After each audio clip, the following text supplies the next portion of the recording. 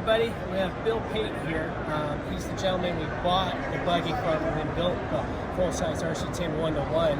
And he's got some really great stories about the history of the car. And I'd like to have him tell you guys a few of the stories about it. Yeah, so the car, it was originally a single-seat 1600 race car. It was built by JIMCO in the mid-1990s at JIMCO's original location. The body was done by Jack's Aluminum, who many people remember for doing a lot of the old aluminum bodies for the original JIMCO off-road race cars back in the day, you know, dating back to Jim Jolson, you know, Mike Jolson's dad, if you can believe it. The car was raced by John Marking at one point. It was then, I don't know the whole history, but it was acquired by a good friend of mine named Eric Baumgartner, who grew up in Lakeside and was working at a very young age for Macmillan Racing. And this car was actually at times prepped kind of in a back corner of Macmillan's shop in National City. And Eric raced it in quite a few Baja races, 500, San Felipe. We also raced it quite a bit out at Plaster City in the Fudd-Pucker Series, MDR, the Score race that was out there. So it's been raced by myself, Brian Eichler, who had a lot of success in Score and then moved on to NASCAR. And the last go around it was myself and a gentleman named Scott Reams, who raced it out at Plaster City in the, I think it was the MDR series, after Fudd passed away. And since then it was kind of mothballed, and over COVID we restored the whole car for my son Tommy. And Tommy drove the car quite a bit, but decided to go to college, which was probably a lot smarter than trying to race a 1600 car. But the car is very well known in the Plaster City area. It had a lot of success in the old New Year's races and King of the Desert. You know, racing against a lot of guys who have moved up the ranks over the years, like the Eberts brothers and Mamer, Bruckman.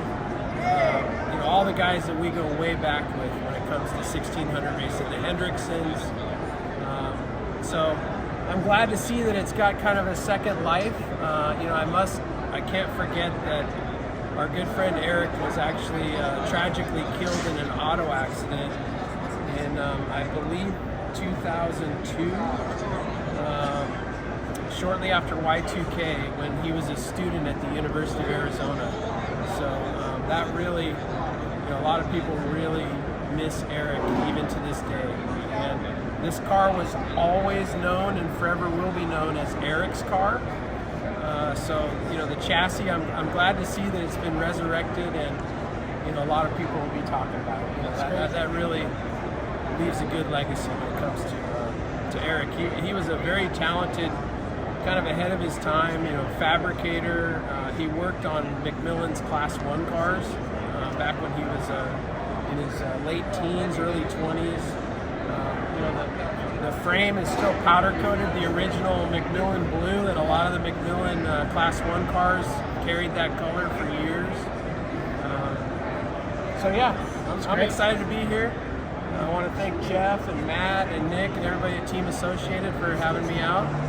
And yeah, let's go campaign this thing. Yeah. I mean, what are your thoughts on the car? I mean, last time you saw it, I honestly, the original state. Yeah, I mean, I got to tip my cap to Matt Lavelle. I mean, this car, my son and I delivered it, I think, late May. Yes, correct. Which was only, what, 4 or 5 months ago? It's not that long. Yeah, and for them to have turned it around and done what they did is really a miracle. So the car needed some love. You know, it was kind of with the new rules and everything kind of obsolete. You know, it still has a high compression motor in it that, you know, nobody runs anymore. So it was time for it to move on, but I can't believe what Matt has done, you know, to replicate an RC car. And it's the perfect chassis for this project, because I agree. This whole car, when you're racing out of Plaster City, weight is everything. And I can tell you this car was right at the weight limit. It probably weighs right at 1,500 pounds. Yes, it's actually we estimated right now it's around the 1,600-pound mark for when we're towing it. One thing that's interesting too is the shape, the original shape of the car fit perfect for our project because it had the same shape as the RC10, which made Matt's shop a little bit easier, especially when the pods on. Look, I couldn't believe it. It was kind of almost like, in a sense, it was bound to happen because the way out, everything lined up good. It was connected with you, getting the perfect car in the best shape possible, and then finding Matt, working with him to create this. And now the car has an opportunity to live another life. So it's pretty exciting. And this chassis, people know it really well because this is a classic JIMCO chassis. Yes. So JIMCO back in the day was building 1,600 cars and Class 10 cars off of this platform. You know, a lot of markings cars, Schilling, and Hernquist. You know, I could name probably 10 guys that used to run this chassis. JIMCO's still around building great vehicles, so it's great to be part of their history with this too. Thanks, Jeff. Thank you. I really appreciate it. Thanks for coming.